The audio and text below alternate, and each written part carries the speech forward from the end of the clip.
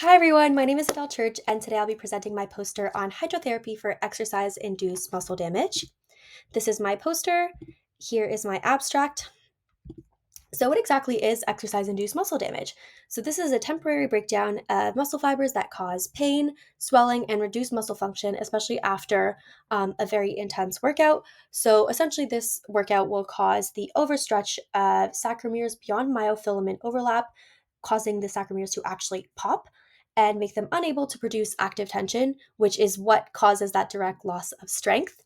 Ultimately, this leads to membrane disruption and ion imbalance. This membrane disruption will cause further leakage of intracellular proteins, such as muscle proteins, which escape into blood or even urine. These include creatine kinase as well as myoglobin, and these become very important biomarkers for that muscle damage. In addition, an inflammatory response occurs, releasing ROSs, and the actual inflammatory chemicals will cause for DOMS, also known as delayed onset muscle soreness, which is also measured. Eventually, the muscle repair and regeneration will occur, but it does take time. So, recovery time does change depending on how bad the muscle damage is. So, if it's mild, it'll usually be 48 hours, moderate, 7 days, and severe for weeks. But what exactly is hydrotherapy? So, hydrotherapy is a physical based camp therapy using water for therapeutic purposes. Historically, it has roots in Greek, Egyptian, and Roman healing traditions, and it was believed to purify the body, restore balance, and improve circulation. So, within the CAM framework, hydrotherapy falls under the physical approach. These therapies use natural physical agents like water and temperature to support healing.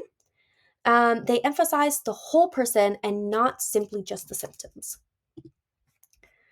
So, for exercise induced muscle damage, current treatments include rest, non steroidal anti inflammatory drug, and active recovery. These help with symptoms and can improve comfort, but most of them don't actually accelerate tissue repair.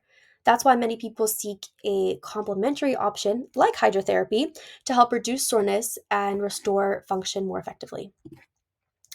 Now, why exactly is hydrotherapy so effective? So, hydrotherapy directly targets those physiological processes involved in exercise induced muscle damage, like that inflammation, the swelling, the blood flow, and the pain signaling. It is also a low risk, accessible, and it is preferred by many individuals. Importantly, it addresses both subjective readiness and measurable biomarkers, kind of addressing that whole body, um, that whole person, not sincerely just the symptoms, because it will also increase sleep levels and increase energy levels.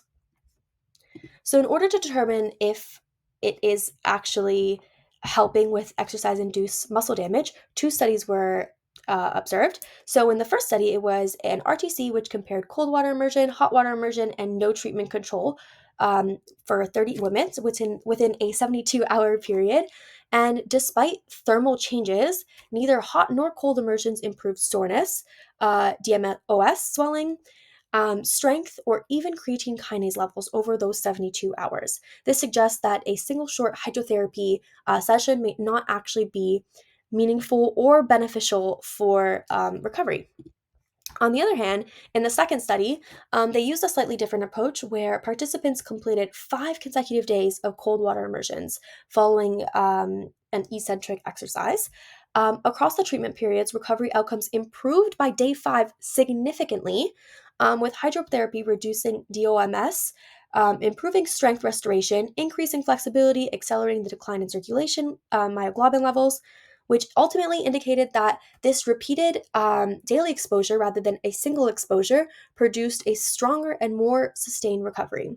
And these can be seen within the graphs at the bottom of both studies. And that study too has a significant increase. So, the proposed mechanism for hot water therapy is that the hot water causes vasodilation, which causes a greater delivery of oxygen and nutrients, helping those muscle fibers, those damaged muscle fibers, and then enhance the clearance of metabolic byproducts. So, for the cold pathway, this causes vasoconstriction, which reduces metabolic activity because it slows down those enzymatic reactions. And it also stops or reduces the level of secondary muscle damage caused by ROSs, which were released in the inflammatory response. And then it also decreases nociceptor sensitivity since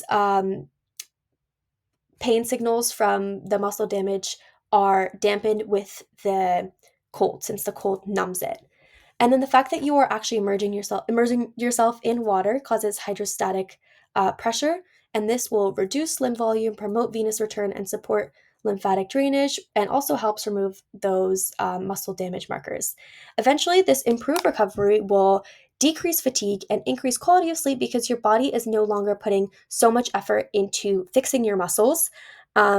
So your fatigue levels will decrease. So when looking at these studies from a whole system research perspective, both of these studies scored very low. They did not include individualized dosing, psychological readiness, mind-body outcomes, long-term follow-up. They viewed hydrotherapy only as a physiological stimulus rather than a holistic therapy. So they ignored that whole body experience, which goes against CAM principles. But from an evidence-based perspective, they both performed very well. They were both controlled and quantitative. However, they had small sample sizes, short follow-ups, and limited biomarker collections, which ultimately weakened the evidence. But this shows that hydrotherapy research needs to be more stronger methodologically wise, and also have a broader WSR aligned approach. Now, a treatment program when it comes to hydrotherapy and exercise-induced muscle damage. So, once you get that initial, or you're exposed to this damage, this will be broken down into 4 phases. So the first phase is between 0 to 2 hours. And here you are going to be going through that active recovery. So biking or going on a light walk after this exercise. And then you're also going to want to do contrast therapy. So this is the mix of both hot and cold hydrotherapy, and you're going to be using a 4-to-1 ratio. So 4 minutes 4 minutes hot, and then 1 minute cold, and then you're going to repeat the cycle 3 times. And then again, this is for the 0 to 2 hours. And then for phase 2, this is going to be for days 1 to 4. Essentially, you are just going to continue using the cold immersions for 10 minutes for every 24 to 48 hours. And this is going to be during your peak soreness. And then phase 3, this would be when you hit day 5. So day 5 is supposed to be the peak of recovery. But if you do have some pain or still are feeling some pain, here you should be allowed to use NSAIDs if the pain is limiting training or your day-to-day life. And then for phase 4 is when you return to normal training. So things to monitor include the DOMS, range of motion, biomarkers, fatigue, sleep, perceived energy, which overall capture both evidence-based and WRS indicators.